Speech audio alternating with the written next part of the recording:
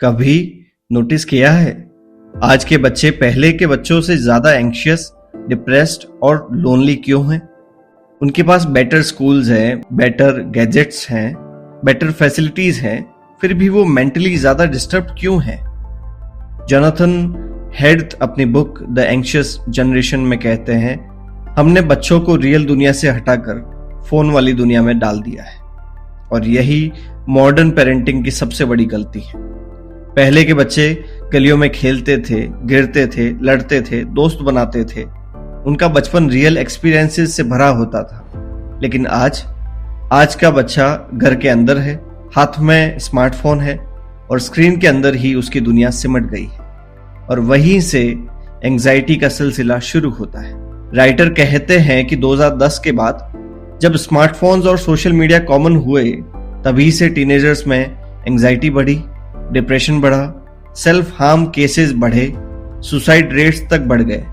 ये सिर्फ कोइंसिडेंस नहीं था, ये एक मास साइकोलॉजिकल शिफ्ट था, क्योंकि सोशल मीडिया ने बच्चों के दिमाग को ऐसे अफेक्ट किया जैसा हम समझ भी नहीं पाए। सोचो, एक टीनेजर इंस्टाग्राम खोलता है, वहां सब लोग परफेक्ट दिख रहे हैं, perfect face, perfect body, perfect life.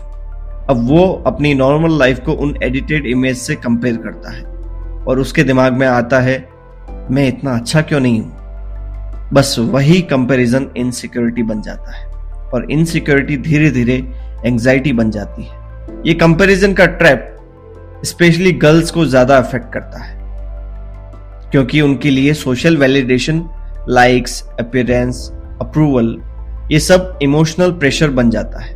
हर नोटिफिकेशन उनके मूड को कंट्रोल करता है। लाइक आए तो खुशी, इग्नोर हुए तो सैडनेस। मतलब हैप्पीनेस का रिमोट कंट्रोल उनके हाथ में नहीं, दूसरों के हाथ में चला गया। और जब हैप्पीनेस दूसरों के रिएक्शंस पर डिपेंड हो जाए तो एंजाइटी नेचुरली बढ़ेगी। लेकिन सिर्फ सोशल मीडिया प्रॉब्लम नहीं है। बुक का एक और पावरफुल पॉइंट है कि हम ओवर प्रोटेक्टिव पेरेंट्स बन गए हैं। आज पेरेंट्स रियल वर्ल्ड में बच्चों को ज्यादा प्रोटेक्ट करते हैं। बाहर मत जाओ, साइकिल मत चलाओ, गिर जाओगे, अकेला मत जाया करो। रिजल्ट, बच्चे रियल वर्ल्ड के रिस्क हैंडल करना ही नहीं सीखते। ना वो रिजेक्शन हैंडल कर पाते हैं, ना फेलियर, ना प्रेशर।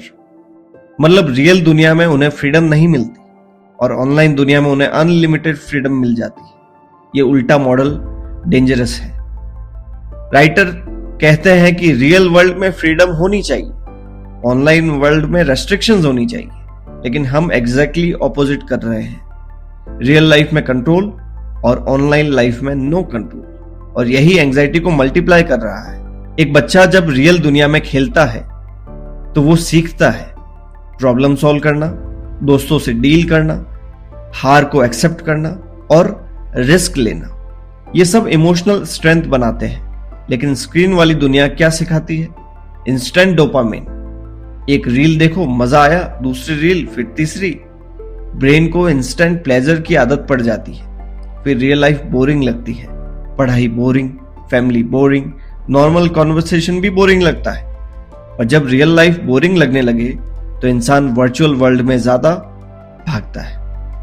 लेकिन जितना वो वर्चुअल वर्ल्ड में जाता है उतना एंजाइटी और लोनलीनेस बढ़ती है।